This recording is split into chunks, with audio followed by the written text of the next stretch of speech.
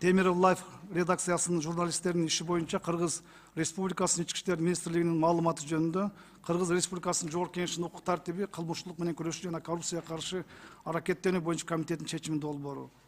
Баяндамачы Кыргыз Республикасынын Ички иштер министринин орун басары Ашыркажа Эркебек Жумабекович. Саламатсыз, урматтуу Сүйүн Абдуллаевич, саламаттар, урматтуу депутаттар. Төртүнчү суроо боюнча кыскача баяндаманы окуп берем, Сүйүн Абдуллаевич.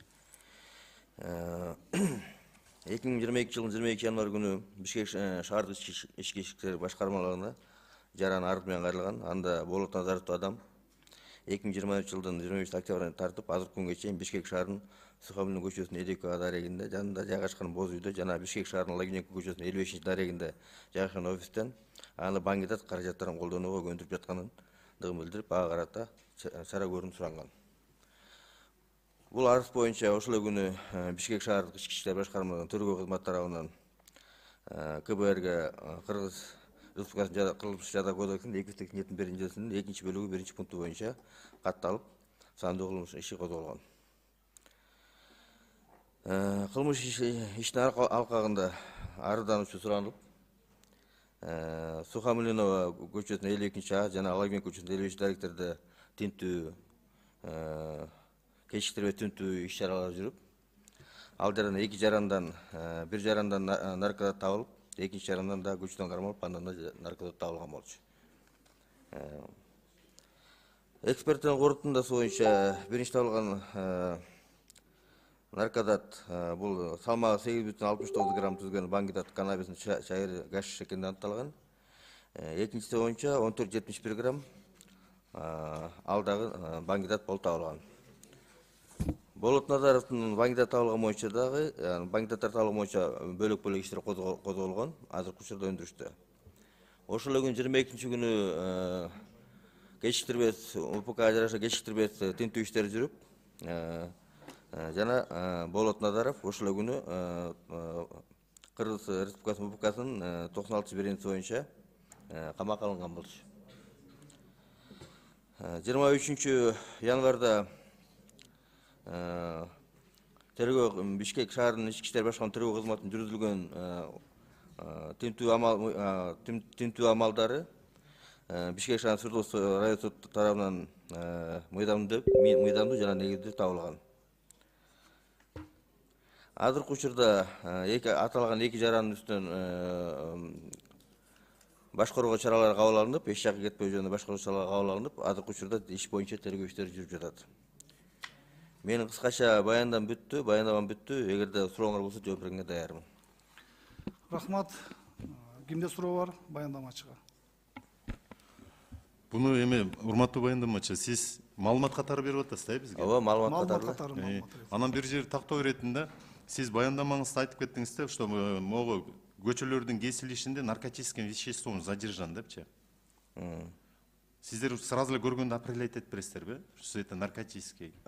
Биз кармап, анан экспертизаны определять этип атат, биз эмес. Анан ошондо айтпайсызбы? Был задержан гражданин такой-то такой, какими-то такими-то веществами, специфическим запахом деп. А сиз болсо бул жерден айтып атасыз да, уже задержан с наркотическим веществом деп. Задержан, анан заключениесин окуп бердим го, заключение. Жок, кийин айтсаңыз болмок да. Сиз баш жагында айтып атпайсызбы? Мына в ходе проведения оперативно-розыскных мероприятий на пересечении улиц такой-то такой был задержан гражданин такой-то такой с наркотическим веществом деп. Сиз уже айтып атасыз да.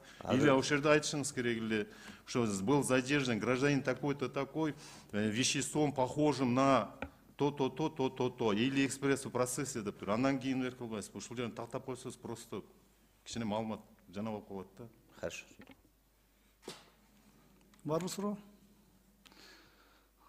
Урматтуу Эркебек Жумабекович, 22 январдан баштап коомчулукта абдан катуу чоң талкуу болуп атат. Болот Темиров, Болот Назаровдордун баңгизатка байланыштуу кармалышы. Эми биз сиздерди маалымат катары чакырдык, угалы дедик. Маалыматтарды кагаз жүзүндө да бердиңиздер. Бул жерде башкы прокуратуранын орун басары да турат. Сиздерге сөз берсек, сиздер ушул кылмыштын тергелиши боюнча тергөө амалдарынын көзөмөлдөдүңүздөр да.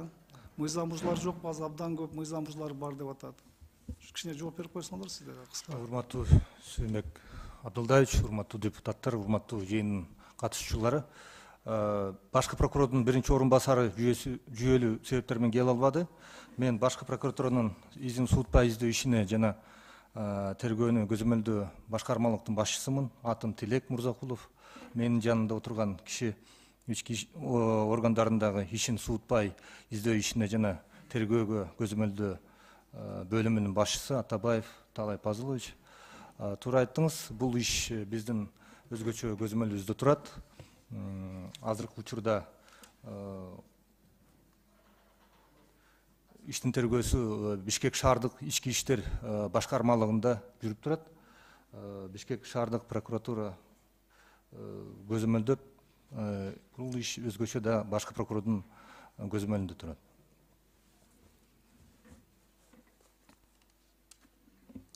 Эркебек Жумабекович, мына экспертизанын жыйынтыгы боюнча Болот Темировдун аныкталды наркотикалык затты колдонбогону боюнча.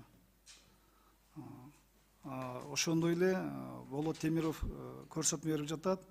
Мен аркамдагы чөнтөгүмө атайын кызматтагы милиция кызматкерлери салып койду депчи. Бул азыркы күндө баардык коомчулук кызыктырып, бул талкууга алынды. Ошо боюнча эмне дейсиз? Сүйін Абдуллаевич, бұл бойынша экспертизанын жыйынтыгысында алында чыккан жок.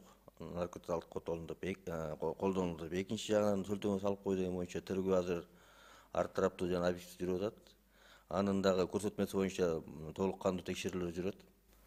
Бизде өзүбүздүн тинтүү учурунда видеосъемка жүргөн сотрудниктер. Андан тышкары офистин ичиндеги видео наблюдение кошо алынган. Азыркы учурда соттон уруксат алып, азыр ошо видео наблюдениега караганга киришип атышат балдар. Эгерде ошондой милиция кызматкери чөлтөөнө салып койгонун тактасак, анда ал милиция кызматкери жокко тартылат.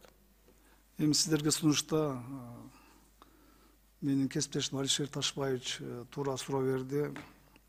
Күнөөлүү эмес презумпция бар да, туурабы? Сот өкүм чыгарышакты эч кимдин укугу жок, бирөөнү күнөөлүү деп аташкач, ошого этият болсоңуздар макулбу ушул маалымат берип жатканыңыздарда? Кимде суроо бар дагы? Биз 5-чи маселе боюнча маалымат иретинде чакырганбыз. Анда комитет төмөндөгүдөй чечим кабыл алды.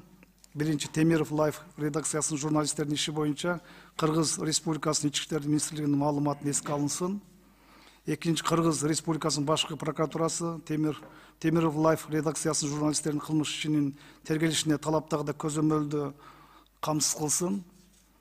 Үчүнчү, Кыргыз Республикасынын ички иштер министрлиги Темиров Лайф редакциясынын журналисттерине карата калыс жана ачык айкын тергөө жүргүзүүнү камсыз кылуу боюнча чараларды көрсүн.